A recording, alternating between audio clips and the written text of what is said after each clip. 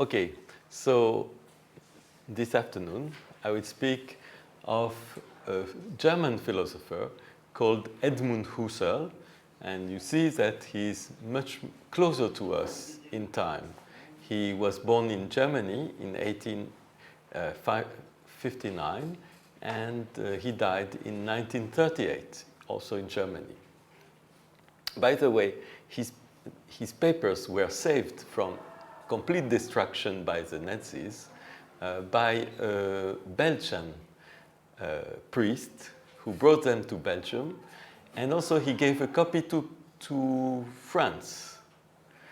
And now a copy of the archive of Husserl is in Paris, and I work in it, you know, Husserl archive. You know. So Husserl is a very interesting philosopher because he is the one who triggered a new understanding of our lived experience.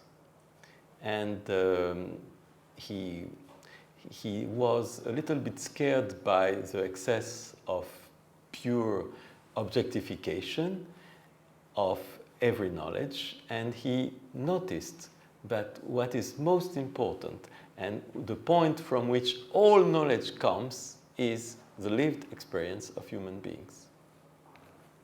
So his departure point was, one of his departure points, in fact, was the meditations of first philosophy, or also called metaphysical meditations of the French philosopher of the 17th century, René Descartes.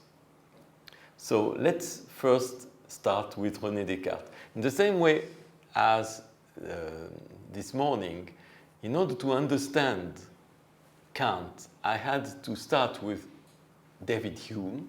Here, in order to understand Edmund Husserl, I have to start from René Descartes. This is all the more obvious that Edmund Husserl has written a book called Cartesian Meditations, namely meditations in the style of René Descartes. You will see there are some differences, but also some similarities. So, what was the idea of Descartes? What was also the experience of Descartes? The first exercise he advocated was doubting. Doubting was especially important for him because we should not accept all that is transmitted by the past generation. We have to submit that to scrutiny. And the doubt that was exerted by Descartes was much deeper than just a cultural doubt. It was also a doubt about the most elementary common sense notions. And here is what Descartes said. From time to time, the senses deceive us. And it is prudent never to trust completely those who have deceived us even once. Okay? You all know the illusions that can be triggered by false perceptions. For instance, in Tibetan terms, you could mistake a rope for a snake, or you can see in the far distance something that looks like a lake, but in fact it's a mirage. Okay, so the sense can deceive us. At least our interpretation of what is given by the sense can be completely wrong. And so we have to take care of that. We have to doubt. We have to doubt not only elaborate notions, but even the most elementary notions, such as a body, a table, a chair, and so on. Moreover, the doubt of Descartes was very deep because he said there are never any sure signs by means of which being awake can be distinguished from being asleep. He said that sometimes dreams give us the feeling of reality. but this feeling is not enough to be sure that it's real.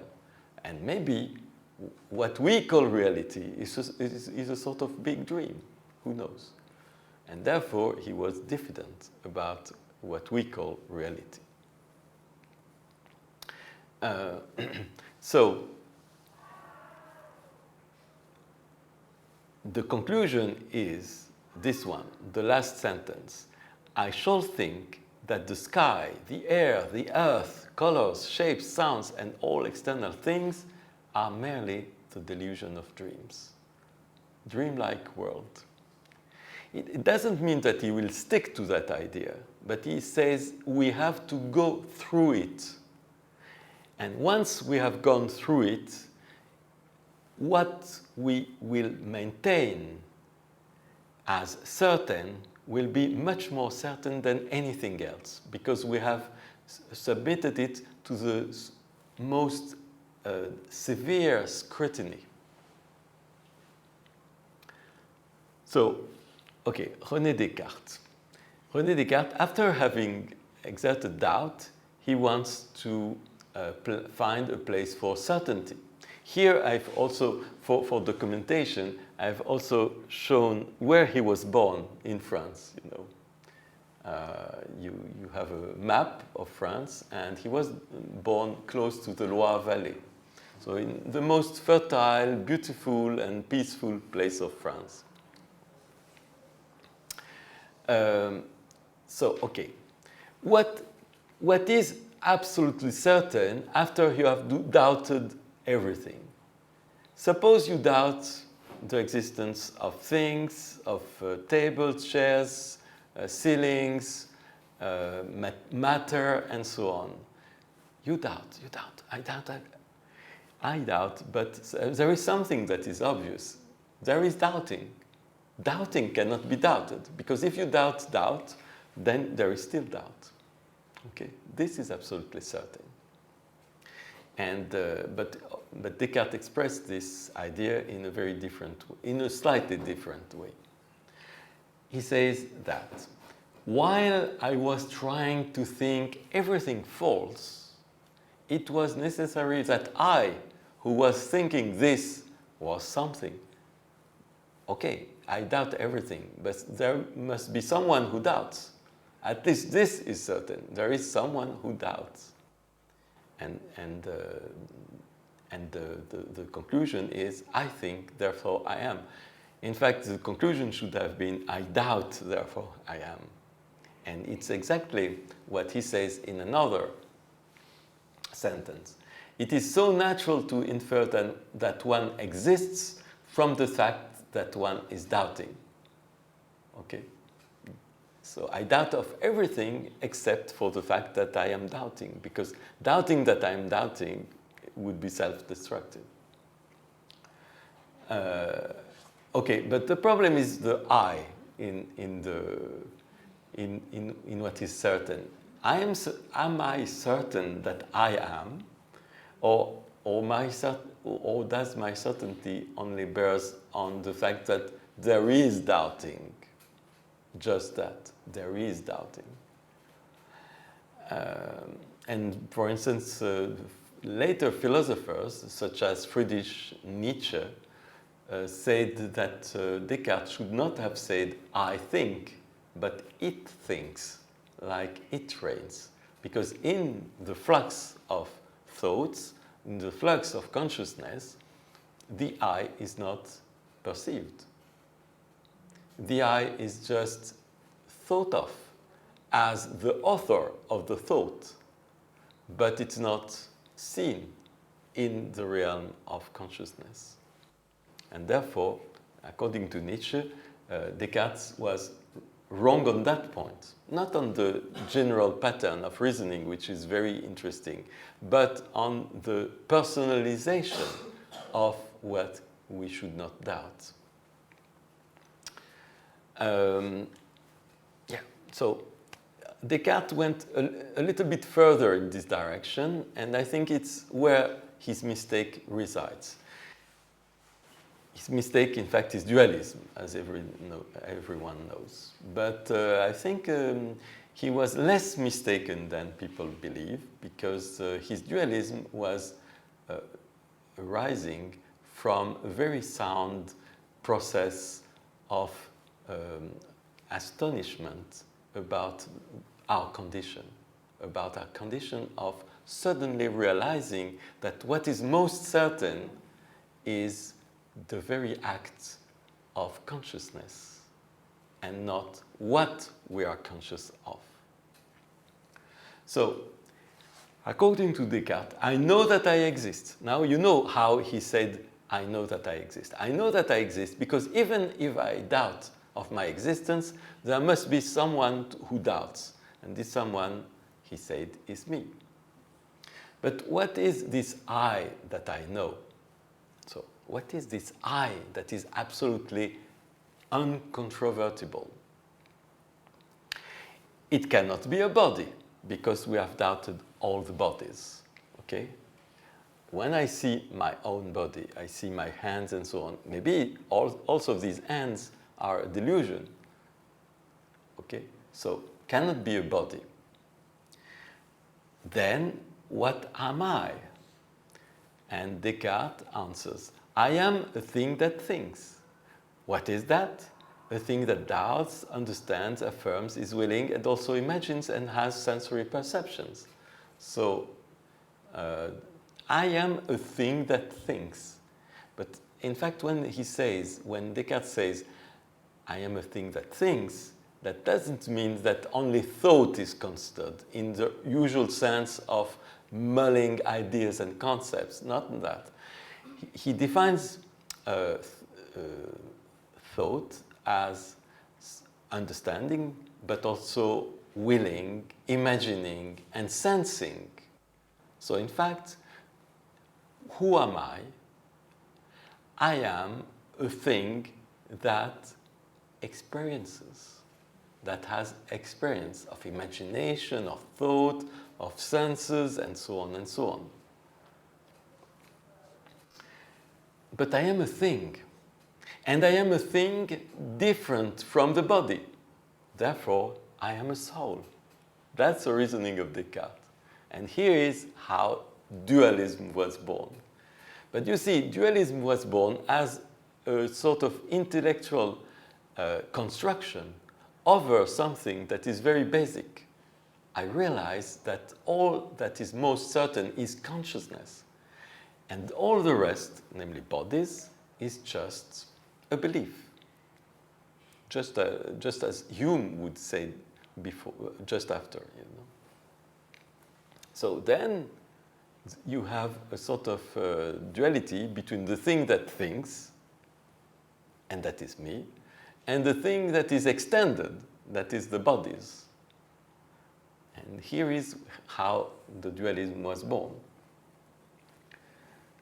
Now, you know that the problem of dualism, the basic problem, is how does the body communicate with the soul? How is it that I can, with my soul, said Descartes, act on something, move my arm, and so on and so on? How is it?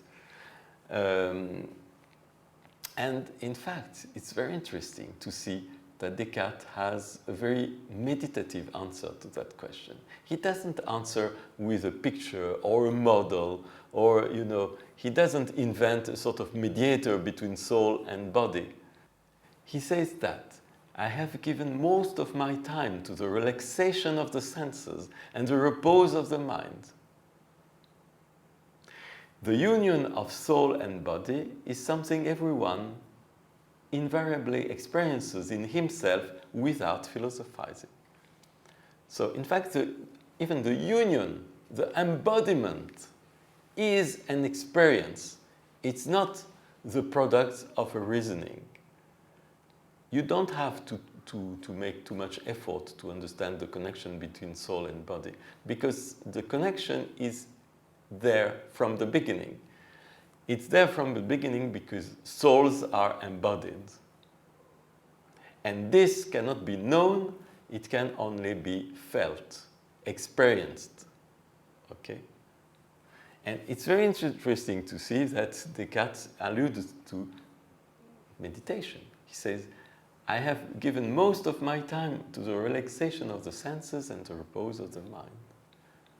So, you see that Descartes was also not only a thinker, but also one who paid lots of attention to lived experience and in many states of lived experience. Now, Husserl. Husserl was very much inspired from Descartes, but he criticized Descartes on the weak points, especially on dualism, of course. So, according to Husserl, you should take the same radical departure point as Descartes, namely, don't accept any former conviction and don't even take scientific propositions for granted. So this is probably what Husserl added to Descartes. Even more doubt than Descartes. Doubt everything, including scientific propositions, because at the end of the day, the only thing that is certain is not the truth of the scientific proposition, is that I believe them to be true. This is most certain. Okay? Now, what is that we have saved from doubt? According to Descartes, it was I, the thinking ego. But according to Husserl, it's quite different. What we have saved from doubt is not a thing. It's not even a thinking substance. It's not a thinking thing, okay? It's no thing of the world at all. It's not the thing that thinks. What we have saved from doubt is the life of the mind, which is a background condition for our belief that there is a world of things out there. Okay. When I doubt of the existence of the world, what remains? What remains is the experience of the one who has doubt. It's the basis, the mental basis of the doubt, nothing else. So, therefore, since Husserl refuses the idea that what has been saved from doubt is a thing, even a thinking thing, then there cannot be a division between soul and body. There is no division between the thing that thinks and the thing that is extended in space. What has been saved from doubt is not a thing, not a res in Latin, okay? So, but there is a kind of duality in Husserl, not a duality of two things which are separated, but a duality between two domains of consciousness. One domain of consciousness, which is just being aware that there is appearance at all, and this is most certain. There is appearance. There is no doubt about that. Because if you doubt, you have the feeling of doubt, and this feeling of doubt is still an appearance, and it's doubtless. So this is a domain of absolute certainty. The domain of absolute certainty is the living presence of consciousness and mental processes. This is doubtless. But there is also a domain of uncertainty. It's the domain of objects of belief. Okay? How can I be sure that this table is a table and not a hologram? How can I be sure that this table exists and is not just in my mind, and so on and so on? Of course, there are procedures of confirmation you will see about some things that you can treat to a certain extent of approximation as if it were intrinsic existence, as if only. But this cannot be something ontological. It's only something epistemological because just we have some criteria to assert the existence of things. And what is most certain is the criteria, and what is most uncertain is the objects that obey or do not obey to these criteria. Okay, I will come back to this issue later, but before that, I want to see what was the background education of Edmund Husserl and how this background education very much influenced his thought. Husserl was one of the best young mathematicians of his time. He worked with Hermann Weyl, no, not Hermann Weyl, before that with Weierstrass, another earlier mathematician, and Weierstrass said, this guy will transform mathematics. He's really bright, genius, and so on. But something happened in the life of Husserl, many things actually. He converted from Judaism to Christianity, one. And second point, he started to inquire about the nature of mathematics. What is mathematics? Why does it work? Where does it come from? And from that point on, Husserl started an inquiry into the psychological origins of mathematics. How is it that such a certain knowledge comes from so uncertain minds, from so fleeting minds? How are all these very stable notions, the notion of triangle, of differential equations, and so on, come from us, human imperfect beings, or imperfect human beings, okay? So this was his question. The psychological origins of mathematics.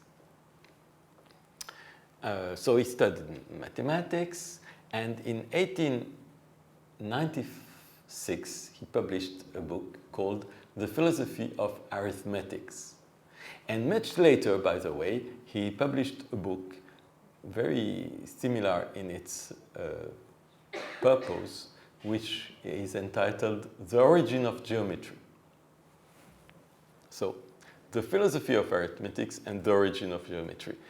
What Husserl wanted to understand is how stable notions are made of unstable mental states.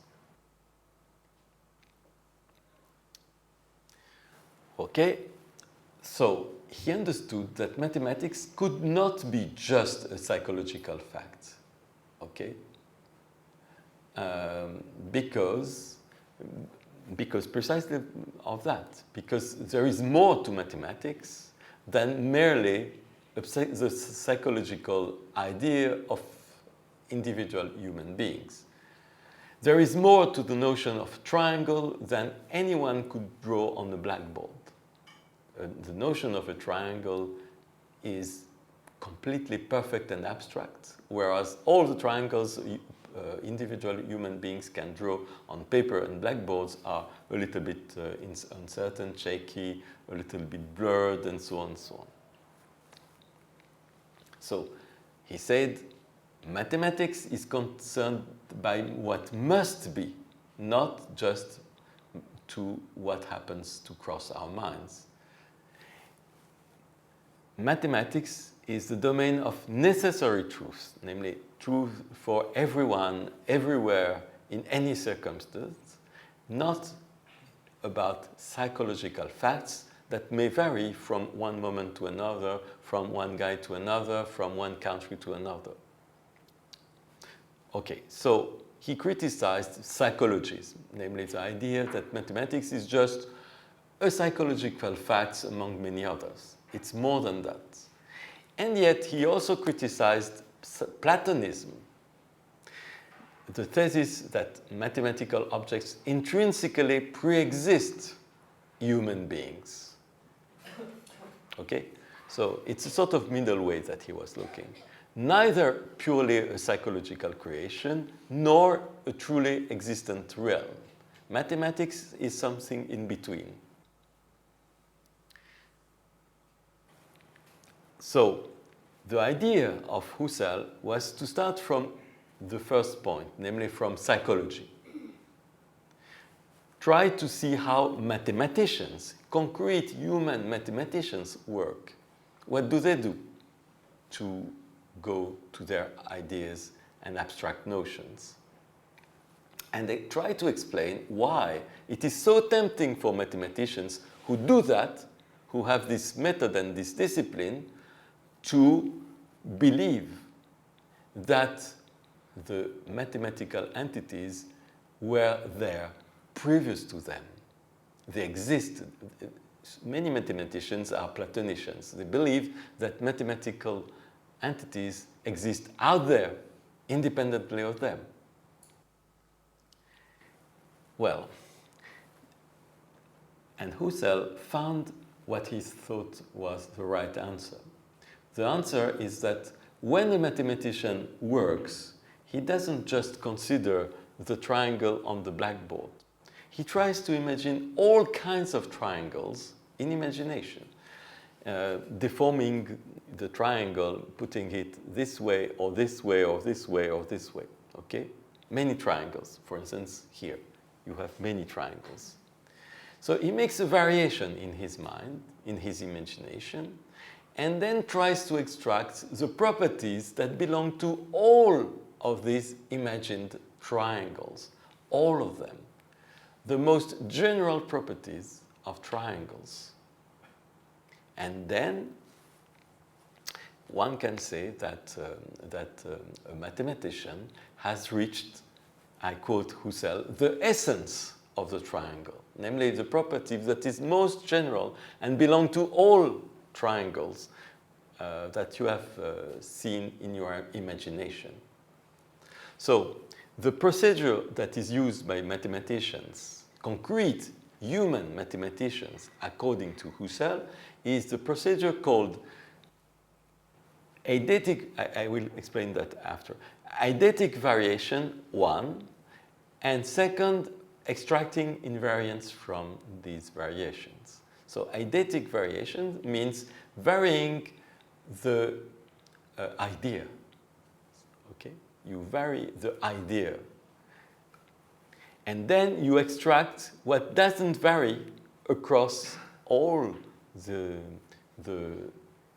numbers of all the varieties, for instance, of mathematical objects, and especially, for example, the variety of triangles. Okay, so what is a property that belongs to all triangles? Here you have such a property. You see that the sum of the angles of a triangle is always 180 degrees. Namely, it's a flat angle. Okay? You see it immediately by seeing this picture. You see that even if you vary the angle of the triangle, the sum of the angles will always be 180 degrees. It will always be a flat angle. Okay? So this property of triangles doesn't depend on the particular triangle you choose in your mind. It is universal. It holds in all circumstances, for all triangles, for all human beings, and in every country of the world. Okay? This is a mathematical property. It is universal, it is intersubjective, and yet it has been produced by human minds. Okay?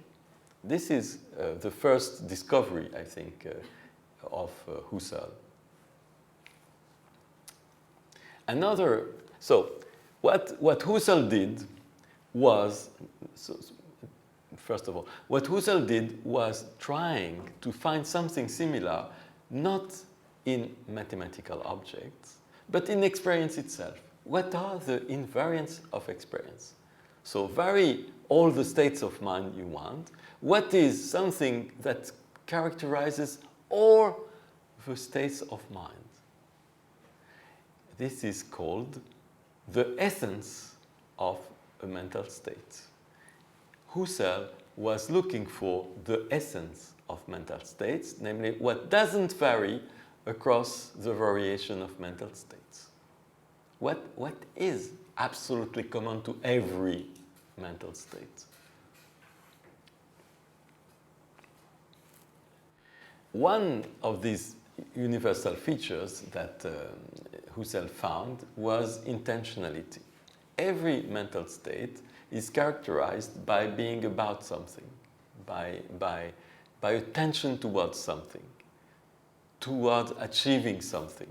Maybe it's like a little bit like some of the first links of dependent origination, namely desire, attraction, just that. Aiming at.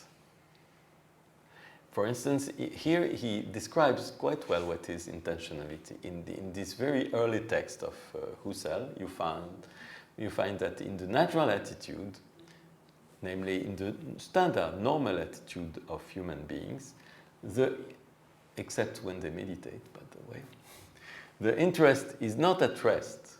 It makes an effort to evade it. You see, it's interesting. When you are in a state of mind, you make an effort to evade the state of mind. Maybe it's exactly what meditation strives to avoid, that we escape the state in which we are, just dwell into the state. But here, in the natural attitude, the non-meditative attitude, we make an effort to evade our own state of mind.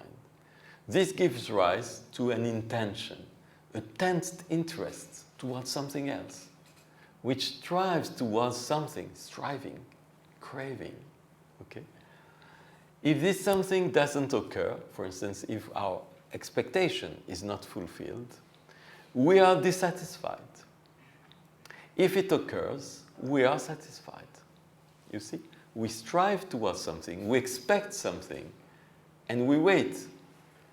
If it happens, we say, okay, now I am satisfied. Not for very long, for just 1 second. And then a new interest, a new striving, and so on. But when the thing we expected doesn't occur, we are dissatisfied. The idea of phenomenology is to relax this fundamental tension and to devote interest to the mental processes by which objects are picked out from the fleeting appearances. So instead of aiming towards an object, please relax and observe yourself aiming towards objects. That's exactly the basic move of phenomenology. Instead of rushing towards objects, rest and observe yourself rushing towards objects. Okay? So here is how phenomenology was born. But what is phenomenology? According to the Stanford Encyclopedia, which gives a definition which is not very accurate but which is simple, phenomenology is the study of structures of consciousness as experienced from the first-person point of view. So it gives an idea, because you understand that phenomenology is a study of consciousness by itself. But it gives the impression that, you know, we take consciousness as an object and we see it from the point of view of a subject. So this definition is a little bit dualist.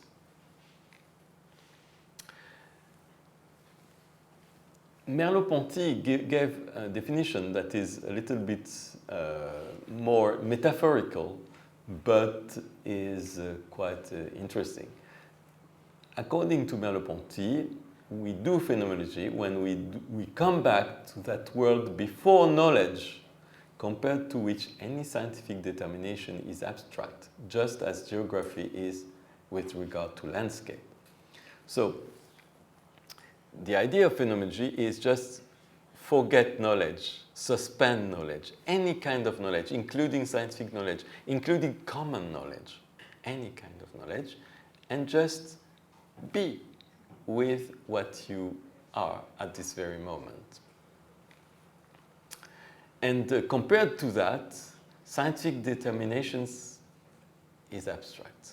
And here you see Merleau-Ponty compare scientific knowledge and phenomenological knowledge by a metaphor.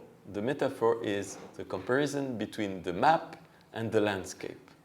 Scientists can be said to draw a map of experience. Instead, phenomenologists just explore the landscape of experience. Okay? So this is the difference between the two. The map is abstract, the landscape is concrete. Moreover, phenomenology, it's very important to understand that phenomenology is a discipline of pure description of experience, but with no explanations or metaphysical doctrines. A phenomenologist doesn't attempt to explain, if it's possible, by the way, the origin of experiences. It takes experience as it is, and it describes it. Okay? And a phenomenologist would add, how can you dare think that you can explain experience? It's just absurd, because experience is where explanations make sense. It cannot be taken as an object of experience. Okay? So the reason why phenomenology doesn't try to explain experience is that, according to most phenomenologists, it would just be a sort of antinomy to try to explain experience, because an explanation would be itself an experience. I feel that the explanation is satisfactory. This is an experience. Now, the method. There is a method of phenomenology in order to reach this connection with the landscape of experience. The method was called the epoche, namely the suspension, the cessation, the suspension of verbal judgments. But not only verbal judgments, also perceptual judgments. Please notice, and this is not just by chance, that there is an analogy of meaning between the Greek word epoche and the Sanskrit word nirodha. You know that it's a case in Buddhism and in Hinduism that there is nirodha. In Buddhism, in the cessation of suffering, I think it's the third noble truth, and in Hinduism you have the second aphorism of Yoga Sutras that says yoga's chitta vritti nirodha. That means yoga is the cessation of the mental processes. So the same for phenomenology. Phenomenology advocates as a first step the suspension or cessation not only of verbal judgments but also perceptual judgments. Now, I told you that this connection between epoche and nirodha is probably not by chance. In fact, it was the first Greek author who used this word epoche in the sense of suspension of judgment was Pyrrho, the main author of Greek skepticism. Pyrrho was not any Greek philosopher. He was the Greek philosopher who accompanied Alexander in the 4th century BC to India. And Pyrrho wrote about Indian thinkers. He said, yes, I met there some thinkers and I discussed with them, we had exchange and so on and so on. And he brought back a doctrine which was amazingly similar to Buddhism with some little touches of Hinduism, actually. So it's interesting. So he practiced epoche, and according to Pyrrho, epoche, namely suspension of judgment, yielded ataraxia. Ataraxia in Greek. What does it mean? Peace of the mind. No? Suspending judgment yields peace of the mind. So clearly you have a connection here between Greece and and India. And interestingly, Husserl, without knowing all these things, borrowed the word epoche from Pyrrho and transformed it into a method of phenomenology, suspend judgment.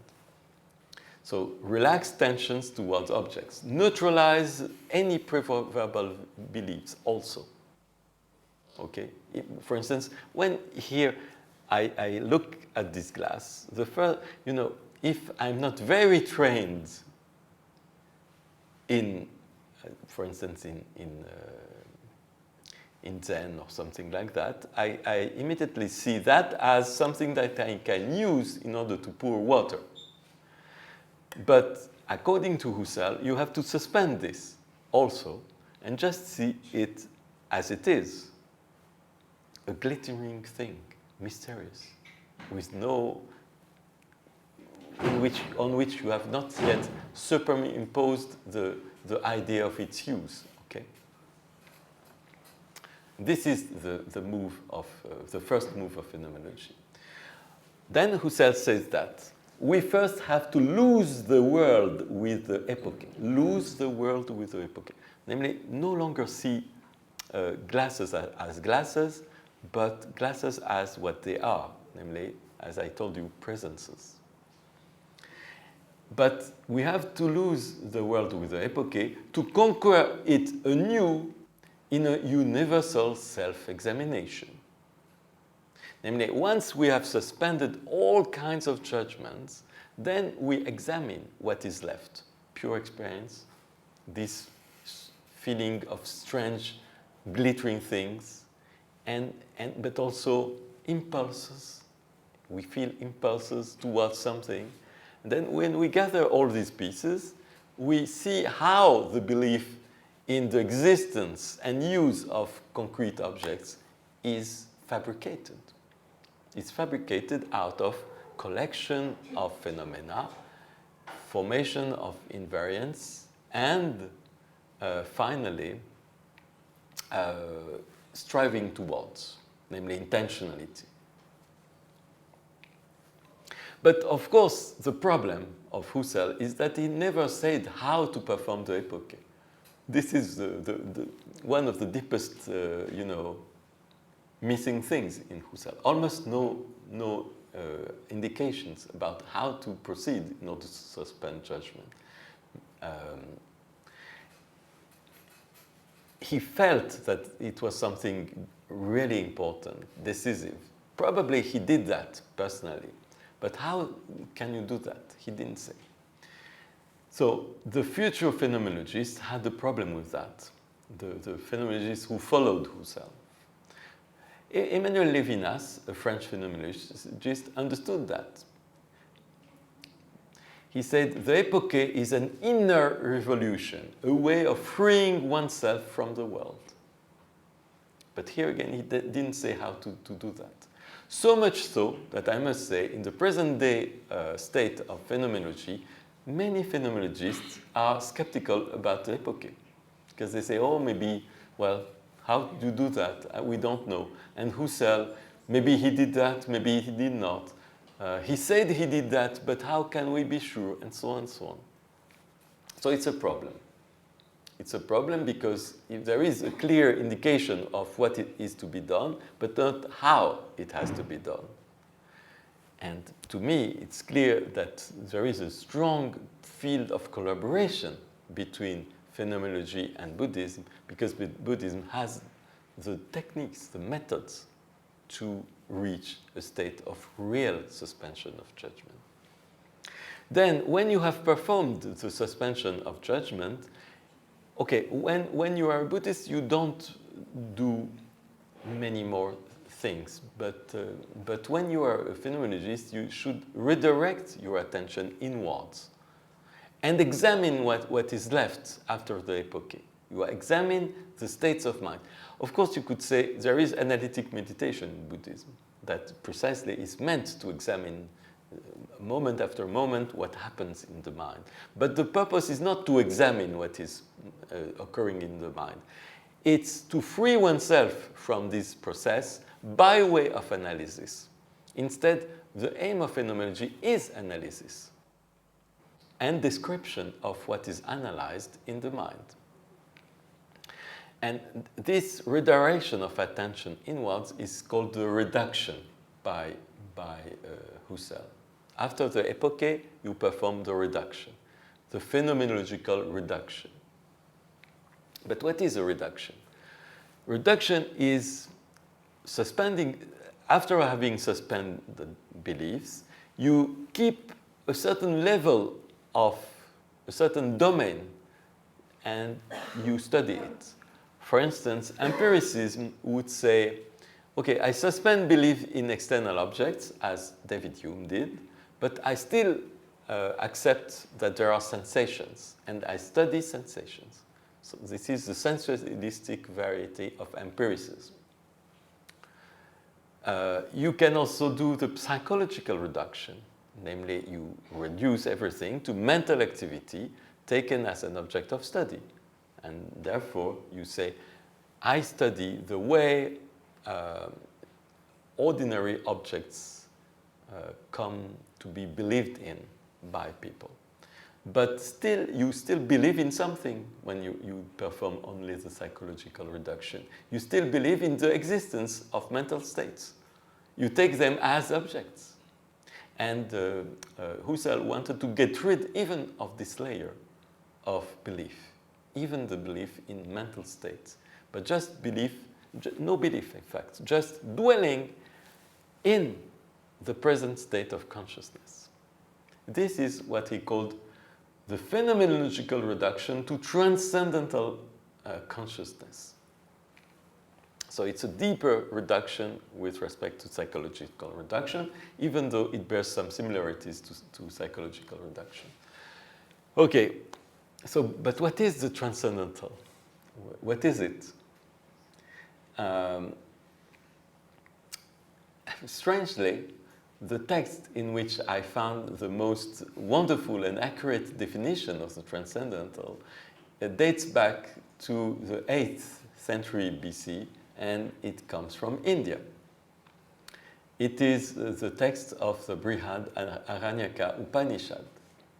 And this sentence is said about the Brahman. Okay? So, what is the Brahman? Asks the student. And the teacher, the teacher is probably called Yajnavalkya. The teacher answers, what is the Brahman? It is never seen, but it is the seer. It is never heard, but is the hearer. It is never thought, but is the thinker. It is never known, but is the knower. Okay? So what is it? It is not something here, there. It is not something you can point towards. It is not something you can intentionally direct your gaze towards. It is the source of all these intentions, glimpses, and so on. So the idea of Husserl is to come back to the source itself. And you see that it's a very challenging task because each time he tries to describe what he finds by this move, he is threatened by what he called himself psychologism, namely taking what he describes as an object and forgetting that what he tries to reach is below the level of objects. Okay? So it's a difficulty. And Husserl is very aware of this difficulty. He always says, oh no, I've gone astray, I must come back and be more careful, and so on and so on. That's the reason, to a certain extent, why there are so long and so cumbersome writings by Husserl. It's because he always comes back and back again and again on the same topic in order to be sure that he is not doing the mistake of psychologism and really sticking to the transcendental realm of consciousness. Okay, what does one discover in the reduced domain? So here again, words are missing. That's a difficulty for a guy who wants to put words on that. And probably it's part of the contradiction of Husserl's undertaking, but let's see.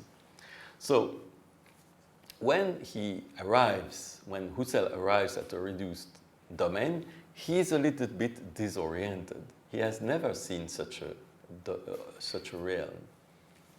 When we explore our pure original life, he said, we are initially in a position bearing analogy with that of a blind man who has just recovered his sight and must orient himself in an unknown realm. So, you are like a blind person who has just opened the eyes and see something completely new, completely unheard, completely uninterpreted, without conceptual superimpositions. And I found this text in a book by Arthur Zaehns about meditation, which is very similar to Husserl's remarks. At the outset of our practice of meditation, he said, we are like the blind boy who has new experiences but no way to understand them. So, meditation brings exactly to the state in which the epoche brings the phenomenologist, namely a state of disorientation, a state of lack of conceptual, conceptual marks, landmarks. And here is further characterization of Husserl, who compares the state of someone who has performed the epoche to a baby who has not yet thought about what he is or she is saying. Imagine a pristine consciousness. It can experience the same things as we do, but it doesn't apprehend concrete things, neither flowers, nor houses, nor the flight of a bird.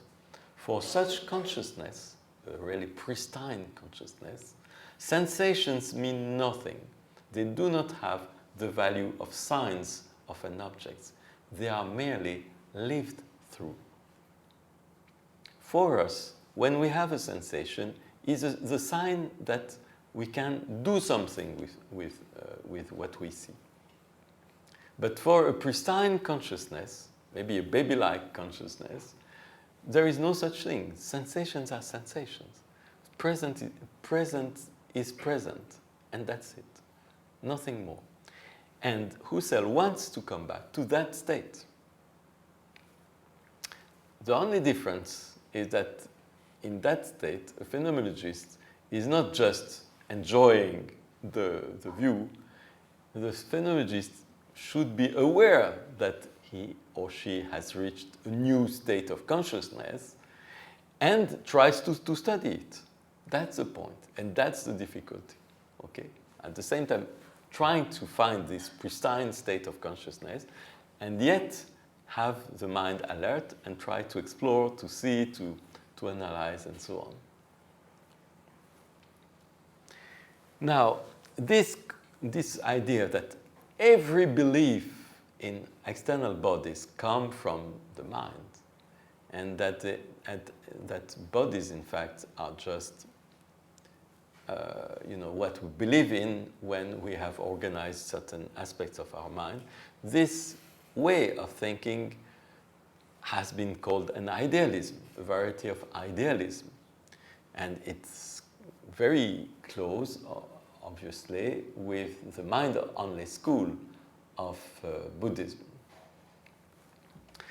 And here are some sentences by Husserl that make absolutely no difficulty in believing that he is an idealist. For instance, even the idea of a world which exists intrinsically before my knowledge of it, before I become conscious of it, exists only for me and relative to me. Okay? The idea of an external world is internal to me. Okay? The belief that the world exists independently of me depends on me. This can hardly be more idealist, I think. And this is a polemical answer to certain people, certain philosophers, modern philosophers, who try to save, so to speak, Husserl from the accusation of idealism by saying, no, he was not an idealist. In fact, it was more subtle and so on. really, when you read such sentence, I think you have no doubt. Or this sentence, I am the only one who created this world, which exists for me and also myself as a human being. Okay? Even myself as a human being has been created by me, because a human being is a natural being, and me is the field of consciousness. Or this sentence, there is no nature, except insofar as it is constituted in an ordered process of consciousness. This is absolutely unmistakably a form of idealism. But, in fact, indeed, Husserl is more subtle than that. But it doesn't mean that he's a realist after all. It means that, that Husserl is a non-dualist. He's neither an idealist nor a materialist, but a non-dualist. And here is what makes it clear. This is idealism, because clearly Husserl accepts that he can be called an idealist, is not a metaphysical view. It's not the view that only mind exists and not matter. Okay? It is the only possible and absolute truth of someone who recollects into her own doings. So this idealist is not a claim of existence. It's not the claim that only consciousness exists. It's a claim of method. It just says, look, where are we? We are conscious beings. So we should start from where we are. And all the rest, any further beliefs, must be grounded into this present moment of consciousness. It's just a statement of method. And so we could call that a methodological idealism, but there are many other texts in which Husserl speaks of, the correlation between subject and object in an act of intentionality, which you can read as, in Buddhist terms, as subject and object are dependently arising in a common relation that is called intentionality. So I think now we should have the pause. So now we come to another point. It's the vision of science that Husserl had. You will see that it's a very critical vision, so much so that some people have said, oh, Husserl is against science. But how could he be against science since he was a scientist himself? It's not true. It's not true. He was just advocating lucidity. He was just advocating that scientists become lucid about the origin of their own knowledge. That's it. And the origin of their own knowledge is consciousness. That's the only point. So according to Husserl, Galileo, I quote him, Galileo was at once a discovering and a concealing genius. So he has discovered the modern science, nothing less. Modern physics. You have seen that last days, okay? But he was also a concealing genius. Why? Because he was a scientist who strived towards objectivity. And striving towards objectivity means forgetting the one who is constructing the objective knowledge. Forgetting that building stable items, stable sets of phenomena is an act of consciousness. Okay? And for instance, Husserl said that Galileo concealed the origin of knowledge by substituting the mathematical world of idealities for the only real world, our life world. What does it mean? He means that scientists tend to think that what is most real is the object depicted by, or supposedly depicted by, their mathematical formalisms or by their concepts. And they forget that all these concepts, all this mathematical stuff is based on our life world, the life world of concrete experience, of concrete situations. You remember that Husserl was interested in understanding the origin of mathematics in the acts of variation of figures and picking out invariance out of this variation of figures. So he was a mathematician, and yet he didn't forget that mathematics was a product of minds. And he wanted other scientists to do the same, to be lucid about the fact that their knowledge is the product of their minds and consciousness. Another quote, "This subjective is supposed to be overcome." Namely, the idea of scientists sometimes is to say, okay, we want to get rid with all this subjectivity. We want to only to see the objective world. So we overcome the subjective to reach the objective. However, says Husserl, the subjective is functioning not as something irrelevant that must be passed through, but as that which ultimately grounds the theoretical validity for all objective verification. Okay? So you cannot just forget the subjective, because the subjective is precisely the place in which you can do the tests, you can convince yourself, you can compare the various items in perception, in mental work, and so on and so on. It's in the realm of consciousness that all this work that is so important for science goes on. So trying to forget the subjective in favor of the objective, and even as some try to do nowadays, even trying to show how the subjective is born from the objective, according to Husserl, it's a complete mistake. And that's the reason why, in fact, the aim of this game cannot be reached. We cannot see how the subjective can arise from the objective, because the objective is just a byproduct of a work within the subject.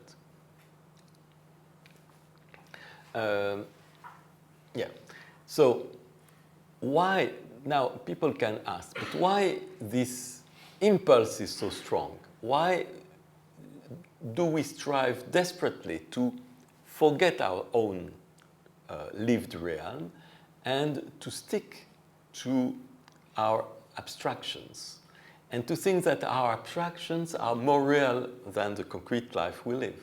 How is it? Michel Henry had an answer. Michel Henry is a French phenomenologist, and I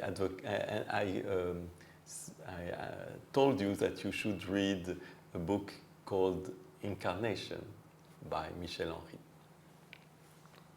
So he said, the reason why people desperately strive towards the objective is that they want to negate their own lives. Why?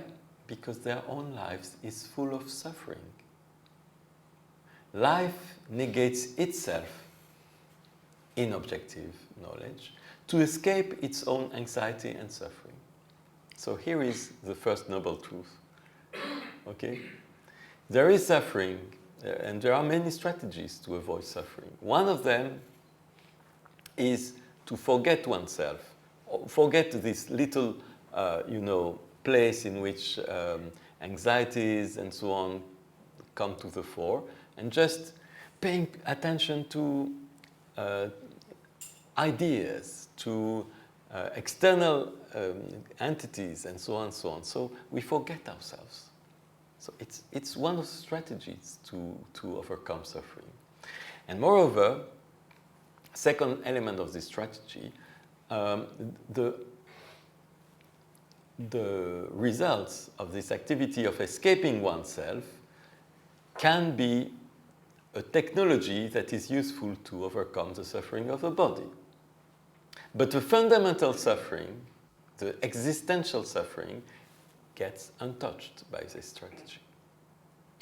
Okay, so it's clear that that the diagnosis of the reason why we tend to escape ourselves has been done by the phenomenologists.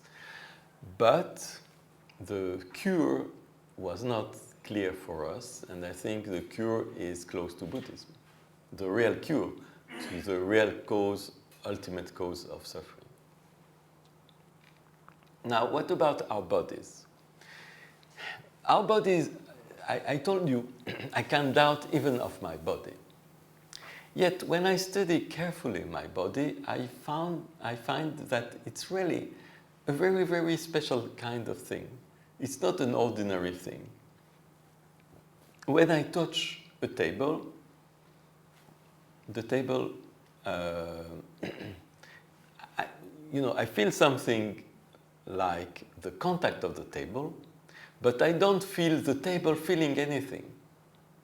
Instead, when I take my hand, it's very different. I touch my hand. I have the feeling of having touched my hand in my finger. But my hand has also felt something. So this hand is at the same time felt and feeling. This hand has a double face, not in space, of course, but in sensations.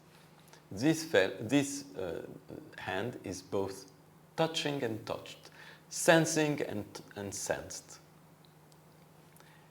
We could say my body is simultaneously subject and object.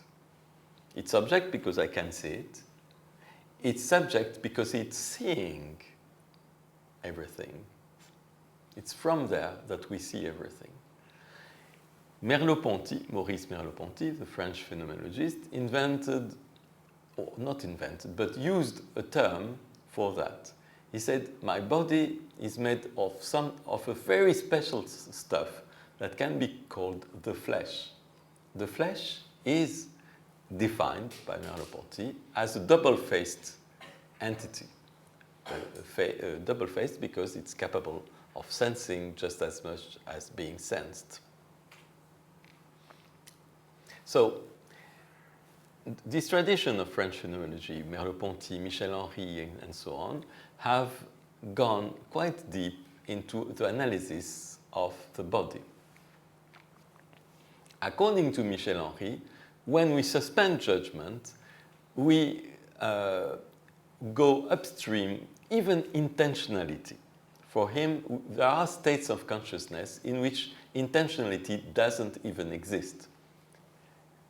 Contrary to what Husserl said, who said intentionality is always there. According to Michel Henry, there are experiences, such as, for instance, pleasure and pain, when pleasure is pure pleasure, pain is exquisite, horrible pain, but there is no object, neither of pleasure nor of the pain. That can happen, not always, but that may happen. And in that case, you have a state of consciousness without tension, without trying to ascribe the feeling to an object. And this is what Michel Henry calls the self-impression of the flesh. Namely, for instance, when you feel pleasure, sometimes you feel pleasure just being there, not really having something special, a good drink or anything. Just being there is maybe a bliss, just for a moment at least. And this is what Michel Henry calls the self-affection of the flesh. The impression that the flesh is making on itself. So, this is an attempt to characterize the state that one reaches by making the epoche, the suspension of judgment. One can go so deep that even intentionality disappears. And here is the way Michel Henry describes this kind of state, an original absolutely original state. Original can only mean this, what comes in itself before any intentionality and independently of it, before the space of a gaze, before the outside oneself. So I think this can be close to open presence. Just pay attention to what there is without focusing attention to something outside oneself. So I told you that the flesh is that strange being endowed with reversibility, jointly perceived and self-perceiving. This triggered a very wild speculation in the last work of Maurice Merleau-Ponty. He said, okay, let's think a little bit. We see things around us, but we doubt. What we feel more certainly is our own flesh. But the only point in which we have a direct contact with the world is in ourselves. In every other things, we have an indirect contact by vision, by anything. But when we dwell in ourselves, we are the world, literally. We coincide with the world. The world and ourselves are coincident in that point. We could say we are part of the world, but it's even better to say that in this point of the world self-senses itself.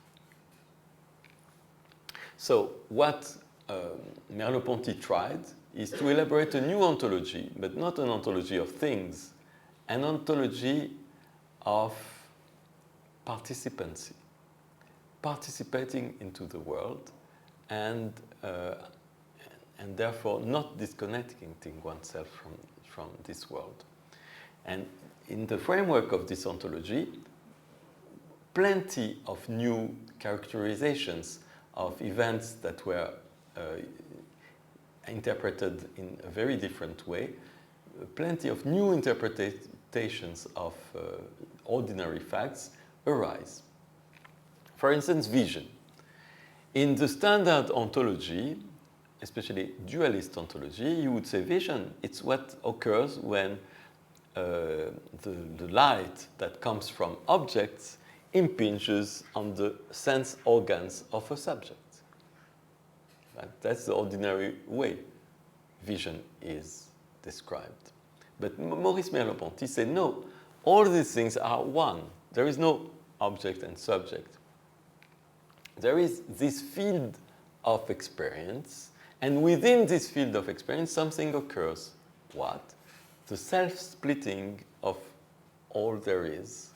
And this self-splitting arises as a sensation of vision. Here is the sentence of Merleau-Ponty. Vision is the tool which allows me to contemplate from within the vision of being. It's a beautiful sentence, but maybe it's a little bit strange or cryptical or difficult or anything. No, it just means that vision is a manifestation of the self-splitting of the world. It self-splits, even though it's not two, but it self-splits in seen and seeing. And when you see, that means exactly that. That means that the world has split at some point. Which point? Yourself, at this very moment. Now, I will conclude with that. Phenomenology can be seen as a knowledge. For instance, Husserl wanted to know what he called eidetic invariance, namely, the constant features of experience that he could describe verbally. So he wanted to found a new science, a science of experience, as opposed to the science of things that are experienced. So there is a book by Husserl whose title is precisely Phenomenology as a Rigorous Science. So clearly, Husserl had the dream of founding a science of experience similar to mathematics, as rigorous as mathematics, and that would be the knowledge of the basic invariant states of mind.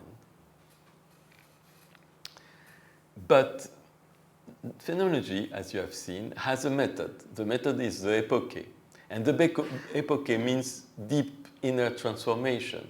So phenomenology is at the same time a discipline of knowledge, knowledge of the mind, and it is also a discipline of existential transformation.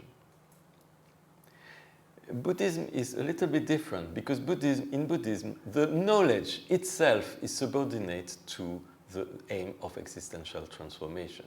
You don't know just for the pleasure of knowing. You know because knowledge is the right way. And because ignorance is one of the reasons for going astray in samsara. But in phenomenology, knowledge is very much valued as an aim in itself, and existential transformation is a little bit secondary in the picture. So it's different, but the two things are connected nevertheless. So here are some sentences from phenomenologists who illustrate this ethical bearing of phenomenology. For instance, this one that I love. When I do a talk, I always quote this sentence because people say, "Oh, you are doing philosophy. Why are you doing philosophy? What is philosophy good for? How can we use it to do something?" And so on and so on. And Heidegger heard this question, and he answered, "We can do nothing with philosophy. Okay, it's useless. But philosophy can do something of us." So that means that philosophy is a tool for self-transformation.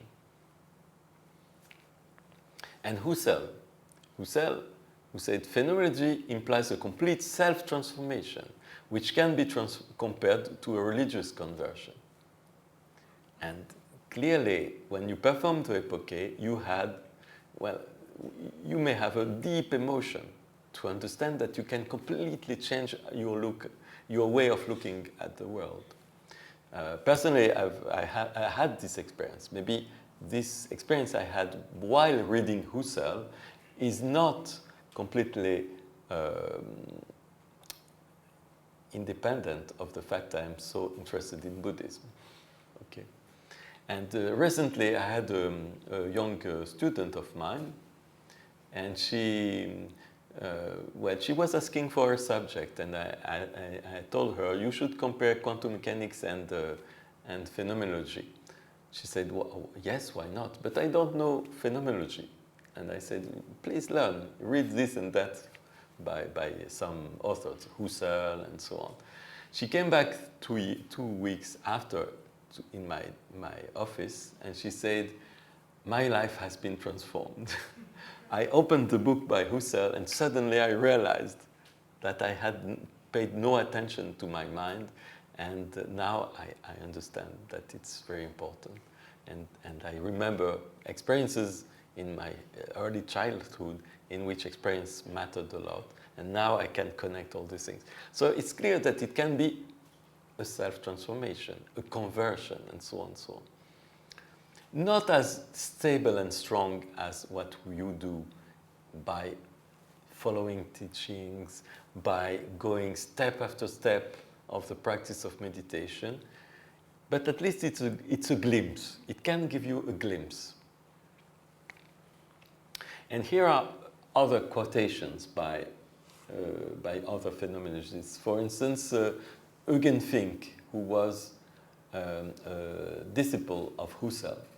"The foundation of philosophy," he said, "is the original beginning of the philosopher." That means that in order to do good philosophy, you have to start from scratch, namely from yourself, from your own transformation. or this quotation by Merleau-Ponty, philosophy is the set of questions in which what is at stake is the questioner. So completely reflective, you know. So if philosophy is a question about the questioner, then the questioner cannot remain untouched by the question. The answer to the question will transform itself. The answer to the question is the transformation of herself or himself. Here is, I think, the depth, the real depth of phenomenology. And here is another quote by Husserl, finally. A true philosopher is the one who has taken the decision to make of his life a life devoted to the absolute, a life devoted to the idea of the supreme good. So clearly there is an ethical push in phenomenology. You perform the epoche not just for the sake of knowing more about your mind or for the pleasure of playing with your own state of consciousness and so on. You do the epoche because you want to go forward in the path of your life. And finally, last but not least, Husserl discovered Buddhism late in his life. He was given by some friends of his a German translation of this book, Samyutta Nikaya, of the Sutta Pitaka. And this German translation was to be published soon, but the authors of the translation wanted a very important philosopher of their time to make a preface, because they thought if a philosopher, a celebrated philosopher, writes a preface, then the book will sell better. Because Buddhism at that time was not very popular in Germany. So Husserl said, okay, let me read this book. He read the book and he was stunned. He said, gosh, these guys have understood everything. All I've understood in my life, they had understood that 2,000 years ago or more. So he was enthusiastic and wrote the preface. And here is what we find in the preface. Buddhism, he said, he wrote, is probably the highest flower of Indian religiosity. A religiosity which looks purely inward in vision and deed, which is not transcendent but transcendental. I hope you understand what this last bit means. You don't? Okay. Okay, transcendent. A transcendent religion means a religion in which there is belief in God. God is transcendent with respect to the world. Instead, in Buddhism, you don't have the belief in a transcendent God. But it is transcendental. Transcendental means exactly what I said earlier, quoting the Upanishads. Namely, it is interested in the field of consciousness that makes all appearance possible. That is the precondition for the appearance of anything, be it vision, hearing, smelling, thinking, or suffering. Anything, okay? So Buddhism is interested in that field that makes everything arising from it, including any act of mental work or consciousness. So Buddhism, according to Husserl, is not transcendent, but transcendental. Now, when you know Husserl, and now you know some of Husserl, you understand that this means a lot to him. That means that they are fully agree with him, with his philosophy, with phenomenology. Because phenomenology is, he calls himself, phenomenology is a transcendental discipline. So saying that Buddhism is transcendental means that it's similar to phenomenology. So Husserl recognized the kinship between phenomenology and Buddhism. And he added this. Buddhism is concerned with a religious and ethical method of the highest dignity for spiritual purification and pacification, a method thought through and carried out with an internal consistency, an energy, and a nobility of mind that are almost unmatched. Okay, so he was clearly very impressed. And by the way, an anecdote is that I read this quote to His Holiness when there was a conference in the University of Strasbourg in France, and His Holiness came. And I gave a talk about, an introduction to phenomenology and some connections with Buddhism. And I finished with this quote, and he took my arm and said, "Michel, we should not say things like that too loudly, because people would think that we want to convert them to Buddhism." so we laughed. So thank you. I think it's a right conclusion, and I will stop there, this series. Thank you.